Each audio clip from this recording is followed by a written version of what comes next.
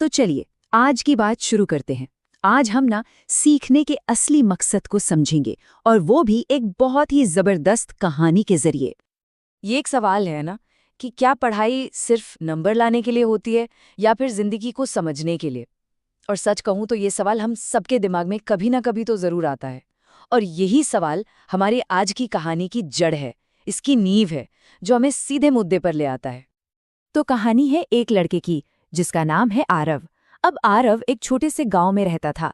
माहौल कैसा था सोचिए, एक पुराना सा स्कूल, टूटी फूटी बेंचें, और गांव वालों की सोच भी कुछ ऐसी ही थी।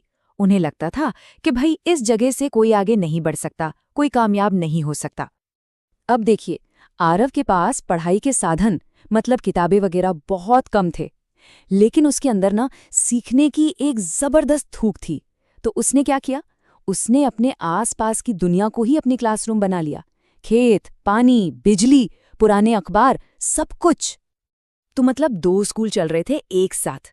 एक तरफ था वो फॉर्मल स्कूल जहां टूटी बेंचें थीं और पढ़ाई का मतलब था बस नंबर लाना, और दूसरी तरफ था आरव का अपना स्कूल, उसके खेत, खलियान, पुराने अखबार, जहां वो असल में जिंदगी के लिए सीख रहा था।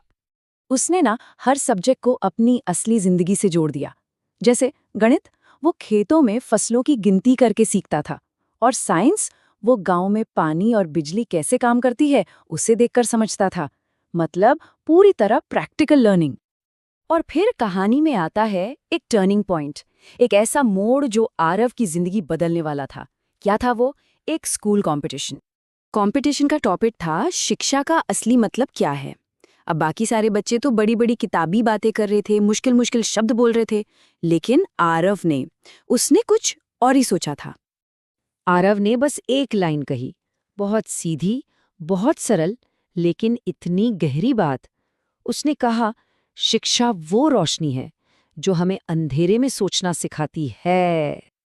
और बस इसी एक लाइन ने, इसी एक सोच ने उसे शहर के एक बढ़िया स्कूल में पढ़ने के लिए स्कॉलरशिप दिला दी। कमाल है ना? तो अब आरव पहुंच गया शहर। एक नया सफर शुरू हुआ। वो एक मॉडर्न स्कूल में था, और यहाँ का माहौल उसके गांव से बिल्कुल अलग था। एक नई चुनौती। शुरू शुरू में तो वो बहुत घबरा गया। चारों तरफ स्मार्ट क्लास, फर्राटेदार अंग्रेजी बोलने वाले बच्चे। उसे लगा कि वो शायद यहाँ फिट नहीं होता। एक पल के लिए तो उसे अपने सीखने के तरीके पर भी शक होने लगा। लेकिन फिर उसे एक बात समझ आई, एक बहुत बड़ी सच्चाई, कि असली पढ़ाई लिखाई इन स्मार्ट क्लास या अच्छी सुविधाओं की मोहताज नहीं है। नहीं, ये तो अंदर की एक भूख है, सीखने की एक जिद है।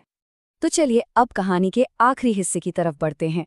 आरव अब बड़ा हो गया है, एक टीचर बन चुका है, और वो एक ऐसा फैसला लेता है जो वाकई में बहुत कुछ सिखाता है। वो चाहता तो शहर में रह सकता था, है ना? लेकिन नहीं, उसने फैसला किया कि वो अपने गांव के उसी स्कूल में वापस जाएगा। सोचिए, ये कितना बड़ा फैसला था। वो अपना सारा ज्ञान, अपनी सारी समझ वापस वहीं ले जा रहा था जहां से उसकी कहानी शुरू हुई थी। तो वो बच्चों को क्या सिखाता था?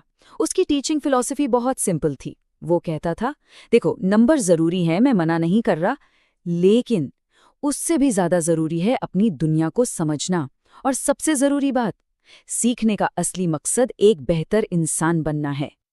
और ये जो सोच है ना, ये उसके स्कूल के बाहर भी लिखी है, एक लाइन में उसकी पूरी जिंदगी का सार। शिक्षा वो नहीं जो किताब सिखाए, बल्कि वो है जो इंसान बनाए।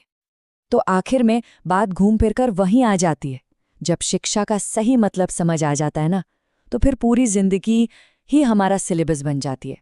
और यही इस कहानी का सबसे बड़ा